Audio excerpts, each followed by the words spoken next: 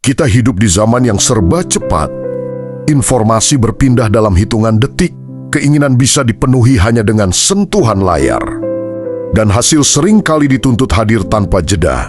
Kecepatan telah menjadi ukuran keberhasilan.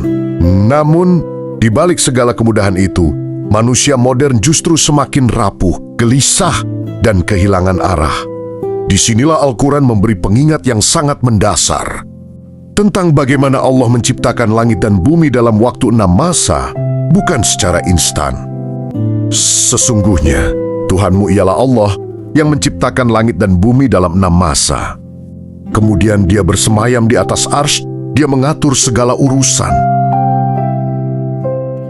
Tuhan Maha Kuasa untuk menciptakan segala sesuatu dalam satu kehendak saja.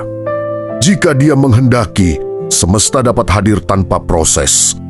Namun Allah memilih tahapan, terstruktur dan penuh keseimbangan. Pilihan ini bukan keterbatasan Allah dalam mencipta, melainkan Allah hendak memberikan pelajaran bagi orang-orang yang mau berpikir. Allah sedang mengajarkan bahwa kekokohan, keseimbangan, dan keberlanjutan lahir dari proses, tahap demi tahap, bukan dari jalan pintas. Tidak ada yang lahir dalam sekejap. Kecuali kehendak Allah, namun segala yang dikehendakinya untuk kokoh, Dia biarkan tumbuh perlahan. Langit tidak tergantung tanpa susunan. Bumi tidak berdenyut tanpa ukuran. Dan manusia tidak diciptakan untuk hidup dalam ketergesaan. Allah menciptakan semesta dalam 6 masa. Seolah Allah sedang berkata kepada manusia, perhatikanlah bagaimana aku membangun kehidupan. Pelan, teratur, dan seimbang. Lihatlah tumbuhan. Sebuah biji kecil tidak pernah menuntut menjadi pohon dalam satu malam. Ia berdiam di dalam tanah, gelap dan sunyi. Ia menunggu hujan, menyerap sabar, menguatkan akar sebelum berani menampakkan batang. Jika biji dipaksa tumbuh seketika, ia tidak akan menjulang, melainkan patah dan mati. Lihatlah hewan, seekor anak burung tidak langsung terbang. Ia jatuh berkali-kali dari ranting, sayapnya gemetar, napasnya terengah. Namun dari jatuh itulah ototnya menguat, nalurinya terasah, dan keberaniannya lahir. Jika sayapnya dipinjamkan kekuatan instan, ia akan hidup tanpa kemampuan bertahan. Dan proses tahap kehidupan pun berlaku bagi kita sebagai manusia. Sewaktu kita masih berbentuk sel, janin tidak melompat seketika menjadi dewasa. Ia tumbuh dari setetes air menjadi segumpal darah, lalu daging, lalu tulang. Setiap fase mengandung waktu dan makna. Jika satu fase dilompati, kehidupan dan pertumbuhan kita tidak akan sempurna. Maka aneh ketika manusia dewasa menolak proses, padahal ia sendiri adalah hasil dari proses yang panjang. Ketika prinsip ini diabaikan, dampaknya terasa jelas dalam kehidupan individu, sosial, bahkan skala global. Banyak orang ingin sukses tanpa belajar, kaya tanpa bekerja, ingin panen tanpa menanam, ingin hasil tanpa waktu, ingin suatu makna tanpa kesabaran. Jalan instan seperti judi online, pinjaman ilegal, penipuan digital, atau popularitas semu di media sosial menjadi pilihan. Akibatnya, manusia kehilangan daya tahan mental. Sedikit kegagalan terasa seperti akhir segalanya. Seperti pohon tanpa akar, mudah tumbang ketika badai kecil datang. Kecemasan meningkat, hubungan rapuh, dan makna hidup menguap perlahan. Stres dan depresi menjadi wabah akut zaman modern. Jiwa yang tidak ditempa proses kehidupan tidak memiliki kekuatan untuk bertahan. Berapa banyak kasus hubungan tentang perselingkuhan, perceraian, kekerasan dalam rumah tangga, bahkan sampai mengorbankan nyawa, telah menjadi berita umum di mana-mana. Inilah salah satu akibatnya pengabaian terhadap proses, melahirkan hubungan yang rapuh. Hubungan dibangun tergesa-gesa, modal berkenalan di media sosial, tanpa pengenalan karakter yang panjang.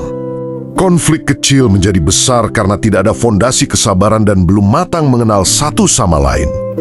Dampaknya mulai merambah.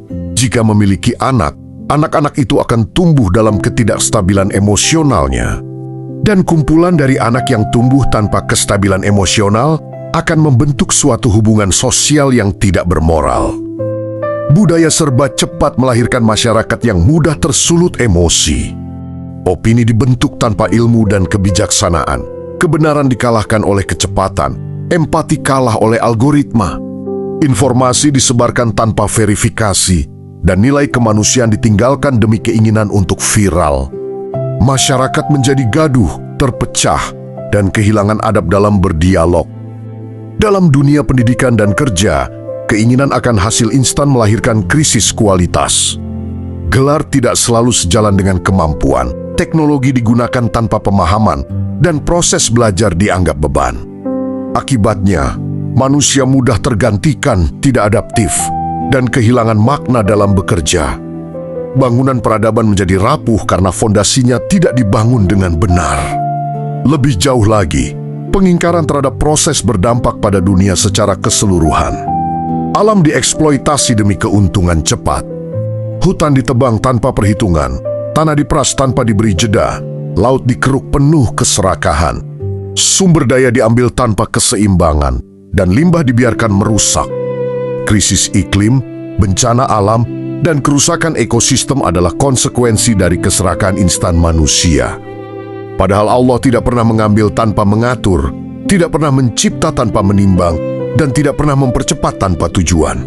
Allah menciptakan alam dengan keseimbangan, sementara manusia merusaknya dengan ketergesaan. Dan akhirnya, kita jugalah yang akan menjadi korban dari ulah kita sendiri. Hikmah penciptaan alam semesta dalam 6 masa mengajarkan bahwa hidup tidak ditujukan untuk dikejar, melainkan dijalani, dinikmati. Proses bukan hambatan, tetapi pembentuk kematangan lahir batin.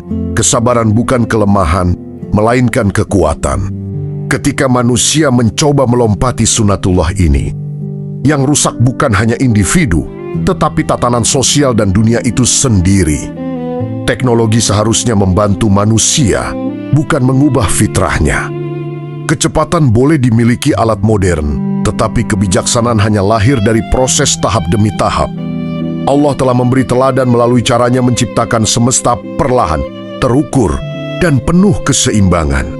Barang siapa menghormati proses, ia sedang berjalan selaras dengan hukum Allah. Barang siapa menolaknya, ia sedang menyiapkan kehancurannya sendiri.